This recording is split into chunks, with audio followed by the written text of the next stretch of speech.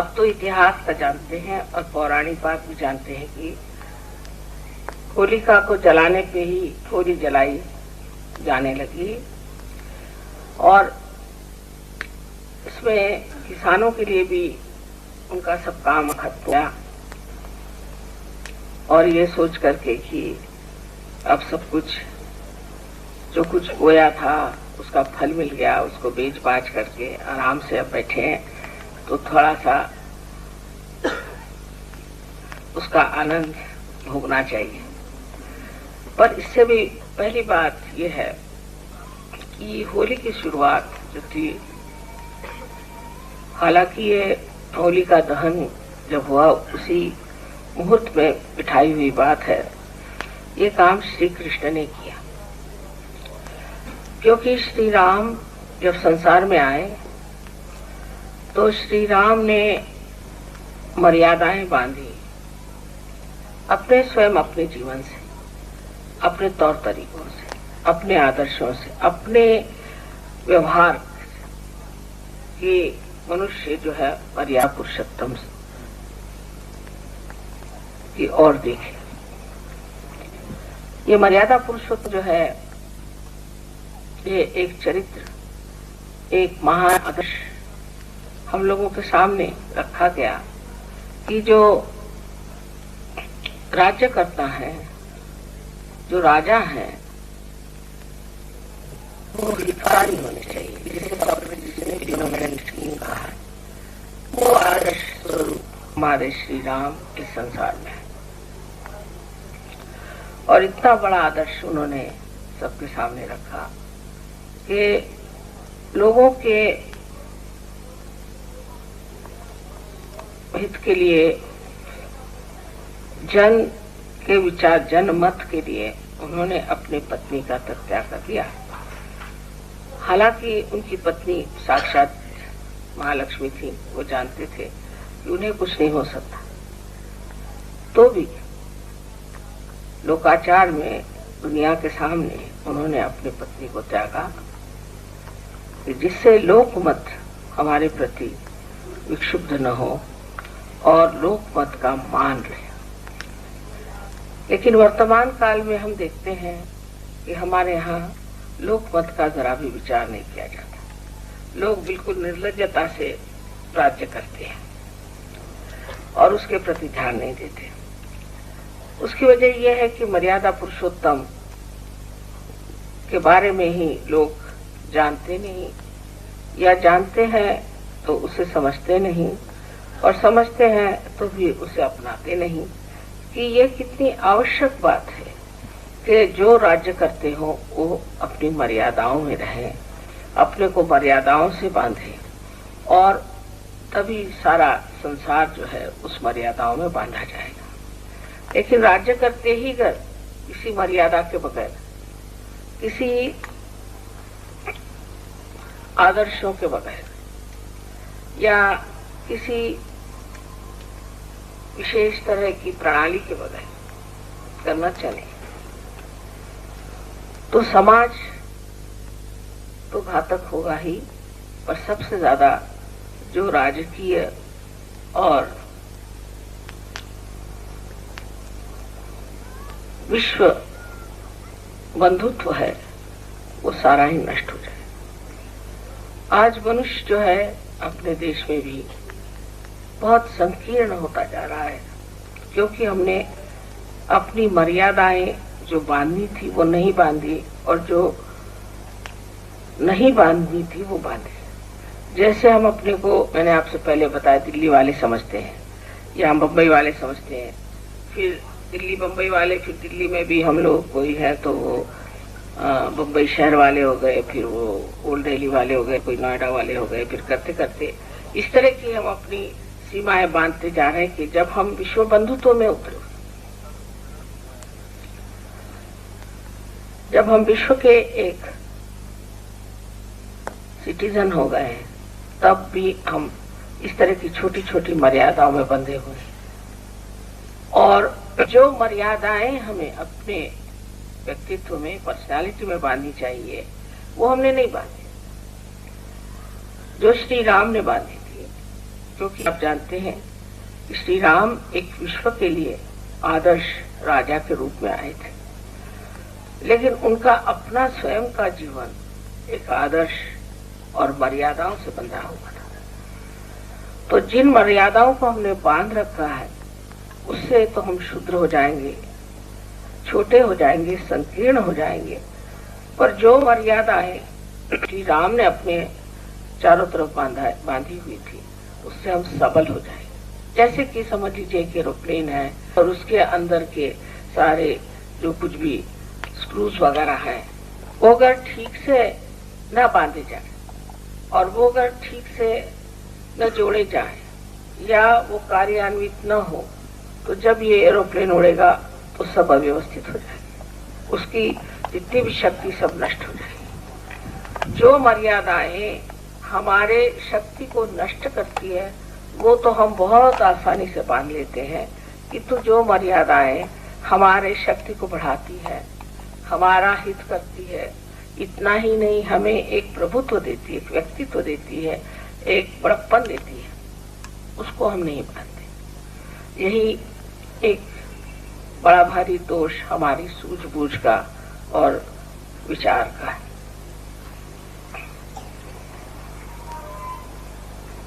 लेकिन तो भी इन मर्यादाओं के बीच में बंधे हुए लोगों ने उल्टी तरफ से जब चलना शुरू कर लिया और मर्यादाओं का मतलब कर्मकांड में घुस जाना और एक दूसरे से अलग हट जाना,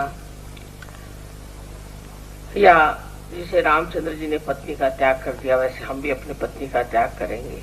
पत्नी ने भी उनका फिर बाद में त्याग कर दिया था, लेकिन अपने ढंग से, अपनी स्त्रीत्व की लाज रखते हुए उन्होंने अपने ढंग से रामचंद्र जी का भी त्याग कर दिया था। जब हम अपने को इस तरह से संकीर्ण बनाते जा रहे हैं और बनते जा रहे हैं तब हमको चाहिए कि हम अपनी ओर थोड़ा विचार करें कि हमने कौन सी मर्यादाएं बांध रखी है और कौन सी मर्यादाओं में हम बनते चले जा रहे हैं और कौन सी मर्यादाएं जो हमने बांधनी चाहिए थी बिल्कुल बांधी ही नहीं। उसके वजह से हमारा सारा सामाजिक जीवन, राजकीय जीवन और विश्व बंधुत्व की भावनाएं सब एकदम अस्त व्यस्त हो गई, ढीली पड़ गई। लेकिन जो मर्यादाएं श्री रामचंद्र जी बांधे थी उससे इसी तरह की मर्यादाएं लोग जो बांधने लगे जिसे मैंने आपसे बताया, और इसी तरह से कर्म कांडों में आदि में जब वो जाने लगे और धर्म माने एक बड़ी भारी कोई न कोई ऐसी चीज की जिसमें आप हंस भी नहीं सकते, बोल भी नहीं सकते, आप उपास करिए, तपास करिए, इस तरह के जो उस वक्त के ब्राह्मणाचार थे और जो पंडितों ने इस तरह की गलत चीजें सिखा दी कि यही धर्म है। धर्म का मतलब है आप कर्मकांड करो, इसमें पैसा दो, उसमें पैसा दो और गंभीरता से रहो, हंसो मत, बोलो मत, किसी से मिलो मत, एकांत में रहो।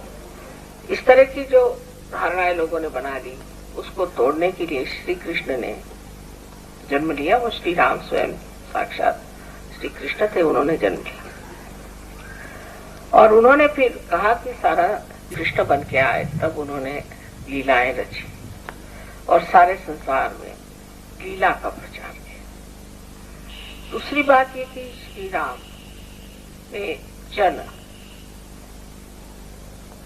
की गहराई को किस तरह से छूना चाहिए इसमें भी खेल रचा।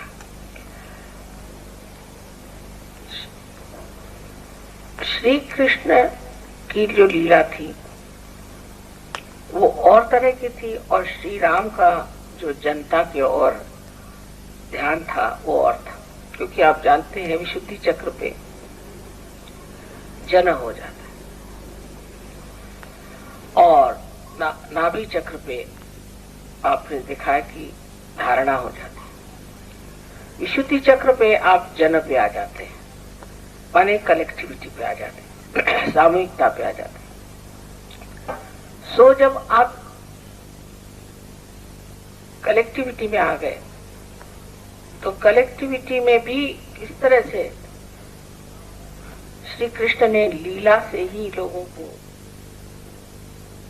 जागरूक करने का प्रयत्न किया। जब वो छोटे थे, 5 साल की उम्र के थे, तो उन्होंने औरतें जो नहा रही थी उनके कपड़े छिपा लिए। 4-5 साल की उम्र में बच्चों क्या समझता है। आजकल के बच्चे जरा ज्यादा ही होशियार हैं। उस जमाने में तो 20 साल तक भी लड़कों की कोई अकल नहीं होती थी। आजकल सब चीज बहुत ज्यादा लोग समझने लग गए। तो वो बच्चों ने जैसा जीवन बिताया, उस दृष्टि से देखा जाए तो श्री कृष्ण तो बिल्कुल ही आजकल के एक समझ लीजिए 1 महीने के बच्चे के बराबर होंगे, क्योंकि आजकल के तो बच्चे इतने जल्दी बढ़ जाते हैं, कुछ समझ ही नहीं आता, उनको दुनिया भर की बातें मालूम। तो इस तरह से एक बड़ी अबोधिता में उन्होंने औरतों के कपड़े छिपा लिए, और ये लोग जमुना जी में नहाती थी। जमुना जी में सीता जी के पास महालक्ष्मी से ही उत्थान होता है। महालक्ष्मी तत्व से ही आप लोग अपने सहयोग में जो कुछ प्राप्त कर चुके हैं वो प्राप्त किया। तो उनकी पीठ पर ऊपर बैठ करके वो देखते थे किसी तरह से इनकी जागृति करें, दृष्टि इनकी पीठ पर रखते थे। उसके बाद जो औरतें घड़ा लेकर चलती थी, उनके घड़े पीछे से तोड़ते थे कि वो जो जल, जो कि जमुना जी का जल है, जो कि चेतित हो गया है, वाइब्रेट हो गया है, उसे फोड़ देने से वो जल इनके पीठ पर गिर जाए तो उससे इनकी भी जागृति हो जाएगी, इनका खेल देगी। उसके बाद रा माने शक्ति और स माने सहित, जैसे सहज है। तो रास खेलते थे हाथ पकड़ के, तो सब लोग थक जाते थे। सीता जी श्री राधा जी कहती थी मैं तो थक गई। रा फिर वही शक्ति की धारणा करने वाली। अच्छा कोई बात नहीं, मैं तुम्हारे पैर दबा दूंगा पर तुम अभी नाचो। सबको नचाते थे, सब रास खेलते थे, रास में सब लोग नाचते थे और रास में नाच करके और वो राधा जी की शक्ति सब में संचारित करते थे। मुरली बजाते थे। मुरली भी एक तरह से कुंडलिनी है, क्योंकि उसमें भी छिद्र वैसे ही होते हैं जैसे कुंडलिनी में चक्र होते हैं। और उस नृत्य के द्वारा वो राधा जी के जो शक्ति थी सबके हाथों में से बाहर लेते। इस प्रकार उन्होंने लीला रचाई।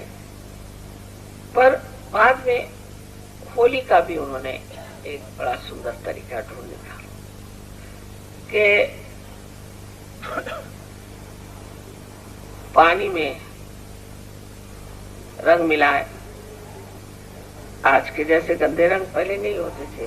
आप तो जानते हैं कि टेसू के फूल के और बड़े सुगंधित रंग पहले बनाए जाते थे, बहुत संजो करके, पवित्र चीज समझ करके बनाया जाता था। हर त्योहार उस जमाने में जो भी बनाया जाता था, हमारे जमाने में भी, तो वो बहुत पवित्र चीज समझी जाती थी। अब तो अपवित्र चीज ही अच्छी मानी जाती है। ऐसा कुछ नजर आता है कि कीचड़ है, ये है, वो है, लोग फेंकते हैं। ये तो अनादर इस तरह के बना करके और वो चेतित पानी जो था, वाइब्रेटेड पानी, वो सबके बदन पे फेंकते थे, जिससे ये कि उनका अंग प्रत्यंग चेतित हो जाए। ये उनका चाल, ये उनका खेल था। ये नहीं कि आप लोगों पे ऐसी ऐसी चीजें फेंके। मैंने तो सुना कि एक साहब के प्राण चले गए, उन पे कुछ गुब्बारा मारा गया था। कितनी शर्म की बात है। जो चीज सुंदर से सुंदर भी किसी भी अवतरण में बनाई गई, उसका किस तरह से विपर्यास करना चाहिए, उसको किस तरह से कबाड़ा करना चाहिए, उसको किस तरह से बिल्कुल ही निम्न स्तर की चीज बनानी चाहिए, ये सिर्फ इंसान से ही हो सकता है। कोई पाप की भावना नहीं होनी चाहिए, कोई हृदय में खराबी नहीं होनी चाहिए। इस तरह से ये इतनी सुंदर चीज बनाई थी, लेकिन उसका जो विपर्यास अभी हम देखते हैं तो बड़ा आश्चर्य होता है। जैसे पूना में गणपति की जब आराधना होती है आजकल, तो वहाँ गंदे गंदे सिनेमा के गाने, इस तरह की चीजें होती हैं कि आप वैसे तो कभी सुनेंगे ही नहीं, पर अब गणपति के सामने खड़े हुए और वहां आपको सुनाई पड़ता। और शराब पी करके उनके सामने छीना। गुजरातियों में रास, आजकल रास का बहुत करते हैं नवरात्रि में, तो शराब पीकर सब लोग आते हैं, औरतें और आदमी सब शराब पीकर आते हैं, और बढ़िया बढ़िया कपड़े पहनना वो तो ठीक है, लेकिन वो सब इसलिए और क्या वहां शुरू हो जाता है। खास करके लंदन में एक बार उन्होंने मुझे बोला, आप देवी हैं, आप आइए, मैं देखने गई, वहाँ जो देखा तो सारे शराबी लोग, बिल्कुल औरतें, लड़कियां, शराब शराबी करके, और इतनी अश्लील तरीके से आपस में वो लोग व्यवहार कर रहे थे कि मैंने कहा कि देवी तो यहाँ से उठ जाएंगे तो भूत ही नाच सकते हैं। उसके दूसरे दिन पेपर में आ गया कि इनके यहाँ जो रास होती है वो ऐसी होती है, उसमें ऐसा होता है वैसा होता है। यानी जहाँ की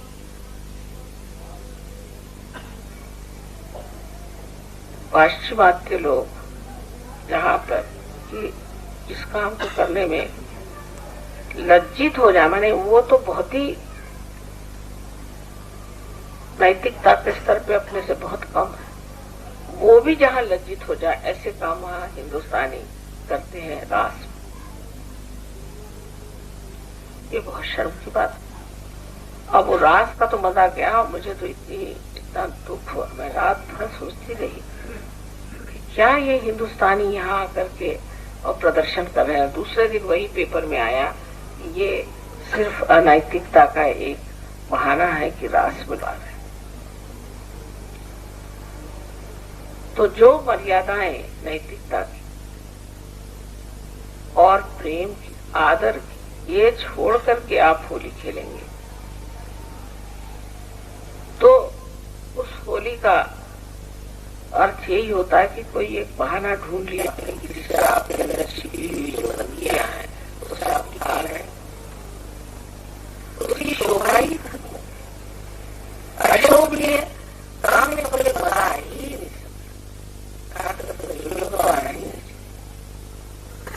सब कुछ शोभनीय होनी चाहिए। रात तालबद्ध स्वरबद्ध होता है, रात में ये नहीं कि धमाधम बजा रहे हैं और जो है इसके ऊपर गिरा जा रहा है, उधर गिरा जा रहा है। इसमें तालबद्धता है, स्वरबद्धता, शुद्ध चित्त हो, इसलिए रास होती है। क्योंकि नृत्य करते वक्त मनुष्य का ध्यान नृत्य के लय पे और सुर पे होता है, और इसलिए उसका चित्त शुद्ध हो जाता है। पर उस वक्त मैंने तो देखा उनका ध्यान कहीं और ही था। तो ये होली का त्योहार जो श्री कृष्ण ने लीलाधर ने बनाया, उसकी विशेषता ही ये थी कि मनुष्य इसे एक लीला, सारा संसार एक लीला है। और संयोग में भी आपने देखा होगा कि आप लोग वाकई एक लीला में हो रहे हैं। संगीत और हर चीज में आप तन्मय हो जाते हैं और आनंद उत्सव खूब उठाते हैं। आप प्रेम से, और बहुत शुद्ध भाव है, संयोग में लोगों में बहुत शुद्ध भाव है और बहुत नैतिकता से आप सारा कार्य सुंदरता से करते हैं, इसमें कोई शक नहीं। लेकिन लामय होना ही तो विशुद्धि पे रुक जाना हो। विशुद्धि पे लीलामय है, फिर उससे आगे आज्ञा पे चलना है। तो जो आज्ञा का चक्र है, ये तप है, ये तप है। तब आपको होलिका का जलना सोचना चाहिए कि हाँ, कि प्रहलाद के तप के कारण होलिका जल गई।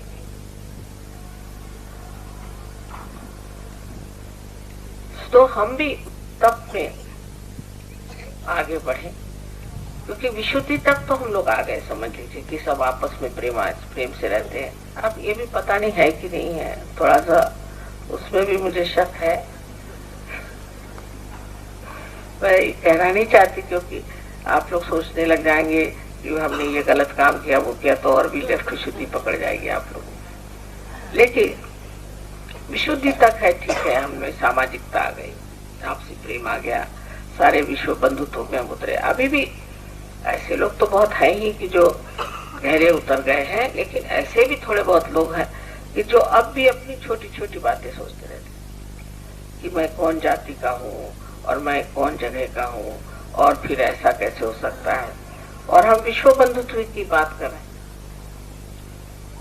विश्व बंधुत्व में तो आपकी जाति पाति देश विदेश सब छूट जाना चाहिए।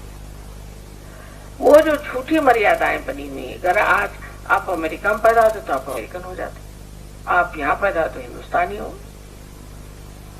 इसका मतलब ये नहीं कि आप हिंदुस्तानी हो गए तो अमेरिका या कहीं विदेश के लोगों से आप में रिश्ता नहीं है। आप सभी एक ही माँ के बेटे बेटियां हैं, इसलिए विश्व बंधुत्व में उतरे हुए। तो पहली तो बात ये सोचना चाहिए कि हमने विशुद्धि भी लांघी है या नहीं। जब हम होली खेल रहे हैं तो मर्यादा में है। अभी किसी ने पूछा था कि माँ क्या औरतों के साथ आदमियों को होली खेलनी चाहिए। मैंने कहा वैसे तो कुछ भी करें, लेकिन सहयोग में नहीं, क्योंकि भाई बहन में होली नहीं खेली जाती। भाई बहन में होली नहीं खेली जाती, आप जानते, क्योंकि श्री कृष्ण ने जो हमारी मर्यादा है, जैसे भाभी है देवर है, इनके बीच में एक तरह की मर्यादा ही है। भाई बहन में पूरी मर्यादाएं, देखिए भाई बहन का रिश्ता कितना सुंदर है कि पूरी मर्यादाएं हैं, पूरा प्रेम है, लेकिन भाई बहन कभी एक दूसरे का हाथ पकड़ करके नहीं बैठे। अपने देश की जो विशेष चीज है वो हमारा कल्चर है, हमारी संस्कृति। इधर एक भाई साहब है और बहन है, तो दोनों एक साथ कभी नहीं बैठे, अलग अलग बैठे, लेकिन प्रेम भाई बहन में बहुत ज्यादा होता है। अपने आप वैसे लड़ाई करेंगे आप भाई बहन, बहन को कोई कहे तो मारने को खूने खराबी कर। तो इस प्रेम की जो एक विलक्षण प्रकृति है, एक विशेष प्रकृति है भाई बहन, और वो नैसर्गिक है, निसर्ग से मिली है, कुदरती है। तो भाई और बहन आपसी प्रेम बहुत नितांत श्रद्धा है। लड़ाई भी करेंगे, झगड़ा भी करेंगे, तू मैं भी हो, बचपन में तो तपाई भी आती है, कोई बात, पर अंदर से बहुत ज्यादा प्रेम और अत्यंत शुद्ध प्रेम। और इस शुद्ध प्रेम को कोई नहीं सकते कि कहीं हमारी बहन का हमारे हाथ अवमान न हो।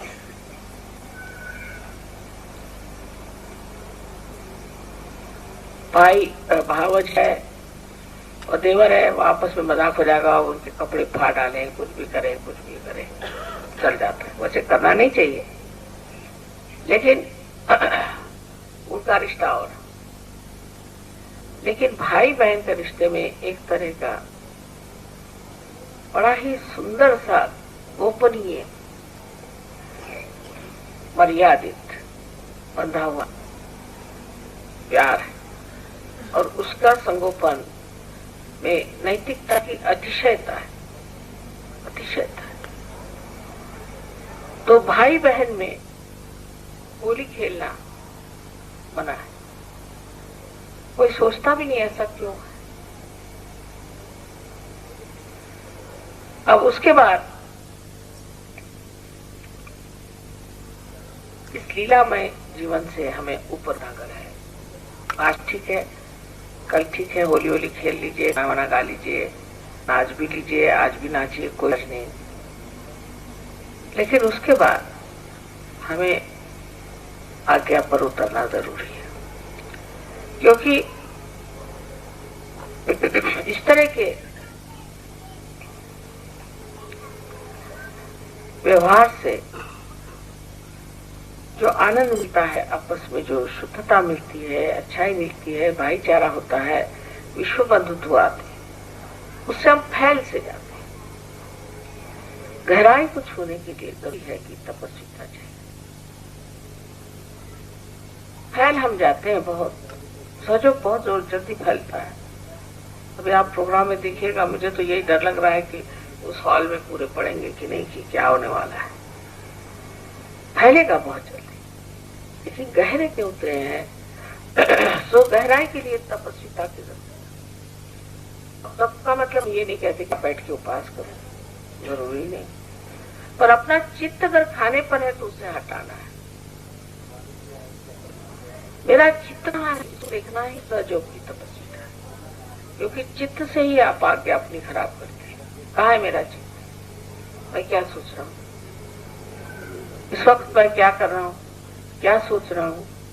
ये अगर अपना चित्त अगर आप देखें, अंतर मन को हमेशा अपने सामने रखें, तो आपका चित्त जो है वो आज्ञा में प्रकाशित हो जाएगा।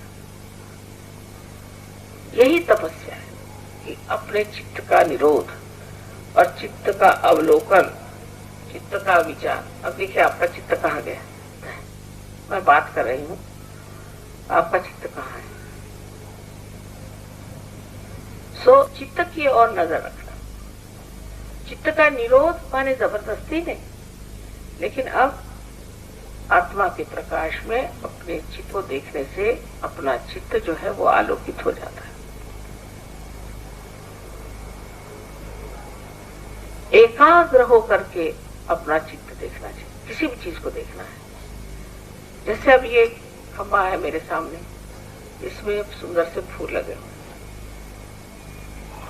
अब हर कटाक्ष में निरीक्षण हो जाता है। ये सारा मुझे अब याद है, कहाँ पर कौन सा, कहाँ कितना अंतर रह गया, क्या हो गया, पूरा पूरा चित्त सा बन गया। क्योंकि चित्त की जो एकाग्रता है उसी से ये चित्र बनता है, उसी से आपकी स्थिति अच्छी हो जाती है, सब चीज पूरी तरह से आप जान सकते हैं। चित्त ही सब चीज जानी जाती है, लेकिन चित्त अगर विचलित हो, आप कोई भी चीज को गहराई से नहीं पकड़ सकते, ऊपरी तरह से। हम देखते हैं कि 20-20 साल के लोगों को भी कुछ पूछे, खासकर विलायत में किसी से पूछे कि तुम्हारा नाम क्या, तो पहले हूँ, फिर हाँ, फिर ही।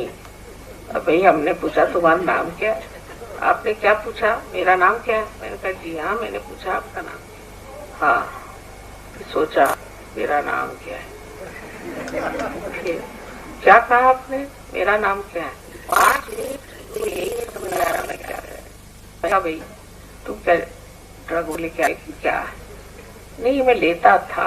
मैंने कहा तुम्हारा जो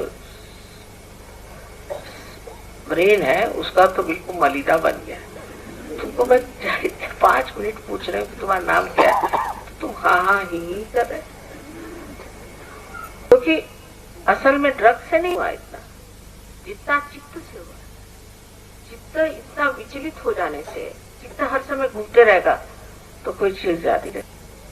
अब देखिए आप, मैं तो हर जगह देखती हूँ, एयरपोर्ट में बात इनसे कर रहे हैं, देख रहे उधर देख रहे, उधर देख रहे, उधर देख रहे, या कुछ भी नहीं था। तो शुद्ध चित्र जो है वो एकाग्र है, और एकाग्र चित्र वही चीजता है जो लेना है, जो नहीं लेना होगा लेता ही नहीं, उसको दिखाई ही नहीं, हट जाएगा चित्र, अब गया, क्योंकि वो इतना शुद्ध है कि अशुद्ध चीज में वो वाली बोल ही नहीं सकता, जरा ही नहीं सकता। तो ये अब आप ही के आते हैं कि आप अपने अंदर इसको देखें कि हमारा चित्त कहाँ जा रहा है। यही तप, सहयोग का तप सिर्फ ये है कि मेरा चित्त कहाँ,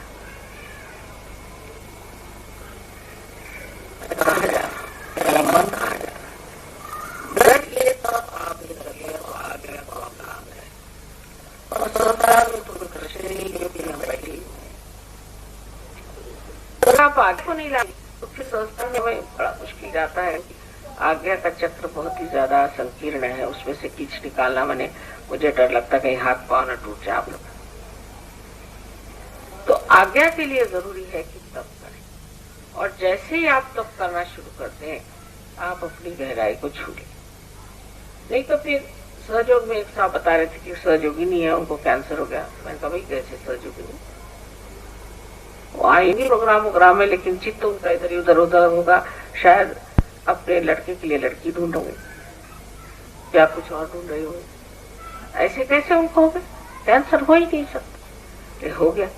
इसकी वजह ही है, बैठे थे प्रोग्राम में, आए थे तो भी कुछ न सब सोचते रहे, अरे मेरे साथ ये हुआ, मेरे साथ वो हुआ, ऐसा हुआ वैसा हुआ। और माता जी से मैं कब बताऊं मेरी विपदा क्या हुई, माता जी आप देवी हैं, मेरी ये विपदा।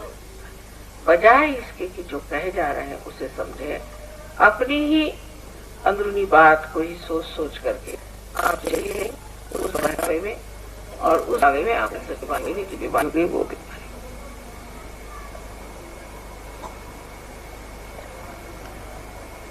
वैसे ही मानसिक बातें हम क्या सोच रहे हैं, मन में हमारे कौन से विचार आ रहे, सब यही ना कि हम पे ये वो ये पहाड़। लेकिन सोचना कैसे, काउंट योर ब्लेसिंग्स, अपने पे कितने आशीर्वाद है परमात्मा के। जिस दिल्ली शहर में करोड़ों लोग रहते हैं, कितनों को सहयोग हुआ। हम कोई विशेष व्यक्ति हैं, ऐसे वैसे नहीं कि अपने चित्त को बेकार करें, हमें सहयोग मिला है, इसकी धारणा होनी चाहिए अंदर से, और उस अंतर मन में उतरना चाहिए। उसी से ये जो झूठी मर्यादा है सब टूट जाएगा। और अगर आप नहीं तोड़िएगा तो किसी न किसी तरह से ऐसे कुछ आपको अनुभव आएंगे कि आप टूटते जाएंगे। जिस चीज को आप सोचेंगे ये हमारा अपना है, आप कहेंगे हम दिल्ली वाले, एक दिन ऐसा आएगा कि दिल्ली वाले आपको ठिकाने लगाएंगे। आप कम नोएडा वाले हैं तो ऐसा दिन आएगा कि नोएडा वाले आप पीछे बंदूक लेके लग जाएंगे। तब आपकी समझ में आ जाएगा कि मैं क्यों कहता था मैं नोएडा वाला हूं। और फिर आप जब दौड़ेंगे दिल्ली वालों की तरफ, दिल्ली वाले कहें तुम तो नोएडा वाले हो, यहाँ का को आए तुम, तो घर के ना घाट की ये हालत आपकी हो सकती। उसकी वजह यह है कि आपका चित्त ही ऐसा है जो घर का ना घाट का। जब तक इस गहराई में नहीं उतरेंगे तब तक आप अपने को अगर सहयोगी नहीं कहे, सहयोगी कहे, तो भी मैं मानती नहीं हूँ इस चीज को। क्योंकि सहयोगी की पहला लक्षण ये है कि वो शांत चित्त होता है और अत्यंत सबल, किसी से डरता नहीं, सबल है, और उसका जीवन अत्यंत शुद्ध होता है, उसका शरीर शुद्ध होता है, उसका मन शुद्ध होता है, और आत्मा के प्रकाश से वो सारी दुनिया में प्रेम फैलाता है। जो आदमी प्रेम नहीं कर सकता वो हमारे विचार से सहयोगी बिल्कुल है ही नहीं, वो तो पहली सीढ़ी नहीं चढ़े। इस तरह से अगर आप समझे कि आज होली है, होली के दिन तो हम बहुत मजा उठाएंगे, कोई बात नहीं। श्री कृष्ण ने जब कह दिया कि खेलो कूदो, लीला है, सब दुनिया लीला है, पर लीला के ऊपर जो मर्यादाएं हैं उसको पाने के लिए आज्ञा पर आपको तप करना होगा। जैसे आकाश में आप देखते हैं कि बहुत सी पतंगे चल रही, लेकिन वो किसी के हाथ में होती है। अगर कोई भी पतंग कट जाए, हाथ से छूट जाए, तो न जाने वो कहाँ चली जाए। वही आत्मा है। तो अपने चित्त को अपनी आत्मा के ओर रख, अपने को शुद्ध करते जाना ही सहयोग में तपस्वरूप है। इसके लिए आपने आज हवन किया, ये भी तप है। क्योंकि अग्नि जो है वो सब चीज को भस्म कर देगी। उसी तरह से आपके तप से आपके अंदर जो भी इस तरह के दुर्विचार है या गलत इस तरह की मर्यादाएं हैं वो सब टूट जाएंगी। आनंद पाना ये आपका अधिकार है और आप आनंद को पा सकते हैं और पाया है आपने आनंद को। लेकिन आनंद बांटने के लिए अपने अंदर गहराई होनी चाहिए। अगर आप गंगा जी में जाएं और इतनी छोटी सी एक कटोरी ले जाएं तो आप कटोरी भर पानी लेके आ जाइए, लेकिन आप जब एक घाघर ले जाएं तो आप घाघर भर के ले आ सकते। पर अगर किसी तरह से आप ऐसा कुछ इंतजाम कर ले कि पूरी समय गंगा जी से पानी बहता आए अपनी तरफ, तो आपके चारों तरफ गंगा ही बहते रहे, तो किस स्थिति में आप है वो देखना चाहिए। क्या आप कड़ी भरी पानी सहयोग से ले रहे हैं, क्या अपने ही सीमित आनंद में है या सबके आनंद के लिए है, और अगर आप स्वयं ही इसका स्रोत है, तब आपके समझ में आ जाएगा कि होली मनाने के लिए भी गहराई चाहिए और इस आनंद को भी हमेशा भोग लेने के लिए भी गहराई चाहिए। इसलिए आज्ञा का और विशुद्धि का बड़ा नजदीकी रिश्ता है और आप तो जानते हैं कि माँ बेटे का रिश्ता इतना गहरा रिश्ता है। तो गंभीरता से रहना, बेकार में मुंह बना के रखना और रोब झाड़ने के लिए बहुत लोग बात कम करते हैं और कोई लोग बेकार में ही ज्यादा बात करते हैं। इस तरह से दोनों तरह से विशुद्धि खराब हो जाती है। लेकिन दूसरों को सुख देने के लिए अच्छी बात करना, दूसरों से प्रेम जोड़ने के लिए अच्छी बात करना, आपसी लड़ाई झगड़े मिटाने के लिए सुंदरता से बात करना, ये सबसे विशुद्धि चक्र जो है वो एकदम ठीक होते जाता है। और इस तरह से जब आपका विशुद्धि ठीक हो जाती है तब आप देखते हैं कि जब मैं किसी से बात करता हूँ तो ऊपरी तरह से नहीं हो, ऊपरी कर रहा हूँ, अंदरूनी तरीके से नहीं हो रहा, तब आपको ख्याल करना चाहिए मेरी गहराई गहराई से है, जैसे निदान करना चाहिए। इसी प्रति अब अरे हम क्या, हाँ भाई कल हम आपके लिए ये चीज ले आएंगे। और छोटी तबीयत के आदमी या कहना चाहिए कि बहुत ही उथले स्वभाव के आदमी है, वो बस उथले मन से लाएंगे कुछ चीज देकर, उसका कोई असर नहीं होता। पर एक छोटा सा फूल भी अगर कोई पूरे हृदय से दे उसका बहुत असर सहयोग में हो सकता है। तो जिसे कहते हैं कि पूरे हृदय से कोई कार्य, किसी की दोस्ती है ऊपरी ऊपरी नहीं रखो, अंदरूनी रखो।